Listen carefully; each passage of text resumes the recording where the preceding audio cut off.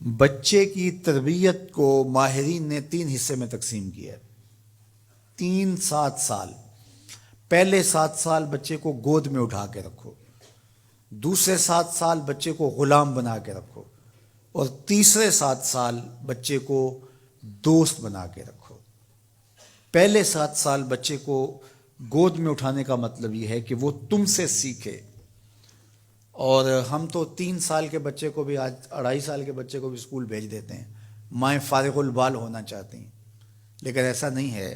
یہ ہماری فکری لغزش ہے کہ بچے کو اتنی جلدی اسکول بھیج دیا، اور جب ماں سے سیکھنا تھا تو وہ وقت ضائع کر دیا۔ آج بھی جاپان میں 7-8 سال کا بچہ اسکول جاتا ہے، اور آج بھی کچھ اور ممالک کے اندر بھی انہوں نے یہ طے کر دیا ہے کہ 7 سال سے پہلے بچہ سکول نہ جائے، تو وہ گھر میں بیٹھ کے سیکھتا ہے۔ یہ اس کی تربیت کا مرحلہ ہے، اس کا یہ مرحلہ یہاں مکمل ہونا چاہیے۔ اس کے بعد جب وہ جائے گا تو اس کے قواعد مضبوط ہو چکیں گے اور وہاں جا کے سیکھے گا۔ یہ پہلا اس کا مرحلہ یہاں سیکھنے کا ہے۔ ظاہر ہے باپ تو وہ توجہ نہیں دے پاتا، تو ماں کو بھرپور توجہ بچے کی طرف دینی چاہیے۔ عمومی طور پہ ماضی میں مائیں اپنے بچوں کی تربیت میں انتہائی مبالغہ کرتی تھی اور بہت زیادہ محنت شاقہ کرتی تھی، چونکہ ان کی توجہات کا کوئی اور مرکز نہیں ہوا کرتا تھا، اور وہ سمجھتی تھی کہ ہمارا یہی کام ہے کہ ہم بچوں کی اچھی تربیت کر لیں، اور چند بچوں کی تربیت ہی ماں کی ذمہ داری ہے، اور یہ اگر احسن طریقے سے نبھا دے تو اس نے اپنا حصہ امت میں بھی ڈال دیا، معاشرت میں بھی ڈال دیا، اور قوم بنانے کے اندر بھی اپنا حصہ ڈال دیا۔ لیکن اگر وہ اپنا یہ فریضہ انجام نہیں دیتی، اس میں کوتاہی کر دیتی ہے، تو اس نے پھر کچھ بھی نہ کیا۔ اچھی نسل اچھی ماؤں کی گود سے پروان چڑھ کے ہی معاشرے کو نصیب ہوتی ہے، اور یہ بنیادی اکائیاں ہیں، بنیادی اینٹیں ہیں جس سے معاشرت ترتیب پاتی ہے۔ اس لیے یہ ماؤں کی ذمہ داری ہے۔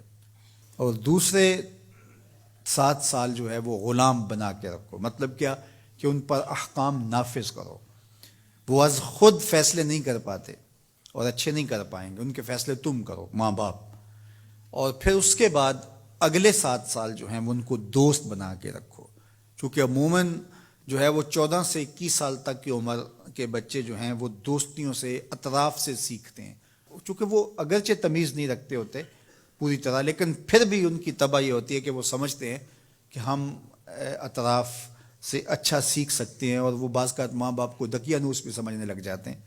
تو اس وقت ماں باپ تھوڑی سی حکمت کے ساتھ ان کی دوستیوں پہ غور کریں کہ ان کی دوستیاں غلط لوگوں سے نہ ہوں۔